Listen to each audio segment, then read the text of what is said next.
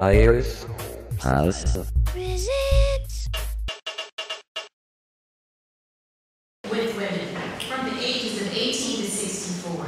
We also found that they were likely to reduce their high-risk sexual behavior and to increase their medical appearance over time. I want to tell you about how we approach this information because it's not traditional in the sense that we're just talking about condoms and we're just talking about male or female method. First of all, it's difficult to talk about sex, and we've already said that today. So the first session just really gives people an opportunity to talk about sex and sexuality. One of the individuals in the room is usually an HIV positive woman who's had a history of sexual abuse and maybe even a history of drug abuse. And they're in the process of healing, or they have healed from those experiences. And there may be another facilitator in the room. And so the group gets to know each other. This is really important because women are going to get ready to talk about things that are very, very personal. So second section is identifying personal behaviors, where we begin to talk about what sexual abuse is. And many times women are arguing, that's not sexual abuse. No, that didn't happen to me. I don't really belong here. This isn't my problem, because mine happened 30 years ago, as I've argued with you. It doesn't matter how long ago it occurred. The fact that it did occur is something that everybody needs to discuss and understand. I know that you cannot possibly read this slide, because I can't possibly read this slide. But look on your handout if you want to see what sessions 3 and 4 talk about, the social context of behaviors, all right?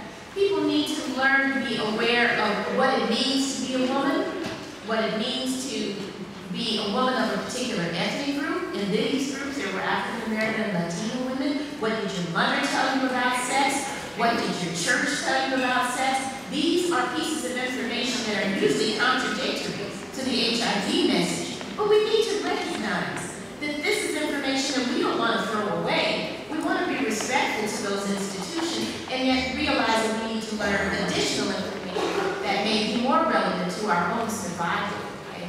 It's important to learn how to deal with risk management and having safety plans and all of those things that we know are important to women who have histories of violence. Because as they go through the sessions, many experiences continue to occur. They're not free from them, but they need to learn how to manage those as the intervention occurs.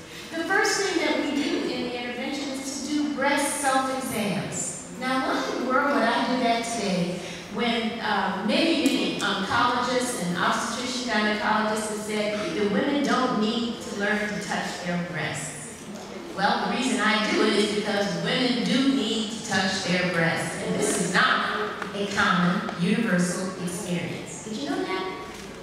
When I asked African American women by the thousands all over the United States, the majority of them said, my breasts are not for me, they're for my partner. Well, okay. So, am I going to argue that point? No. I said, well, bring your sister in, bring your mother in, bring your partner in, bring anybody in you'd like to touch your breast, but you need to learn how to map out the lumps and the bumps that are in your breasts. Okay? And in doing so, women begin the process of learning how to become comfortable with their bodies. So during healing our women, we even get to the point of giving each woman a mirror and an anatomical chart, asking them to go home, lock them in. Very similar for men, and we do the same thing for them. And when I talked to the ministers last week, we gave them mirrors, and we went home and we looked. Can you believe it? Because this is not something that we are taught. We don't know the parts of our body that are matched with the names. We also have to learn that our bodies are color-coded. That if we are brown, our genitals are brown. Did you know that? And that the browner you are, the more brown your genitals are. So if you're looking at an anatomical chart that demonstrates pinkness, you may not see pinkness, right? You may see lighter brown. But you've got to know that we're not all the same color. And therefore our genitals are not as well. So you may have to focus more on lumps and bumps and clusters of bumps and rashes, things like that, that may indicate that something may be wrong, rather than to look for pinkness. And I also shared spraying with spring flowers, you know, those things things that you get in cans. What a bouquet. Don't spray with those. Okay? And I see my first son. Leaving your body alone and letting it smell the way it smells tells you what? Something's wrong. Right. And you can't smell that if you don't have a sense of how you smell every single day.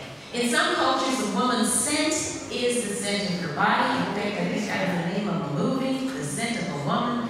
And they weren't talking about her mouth, they were talking about something else.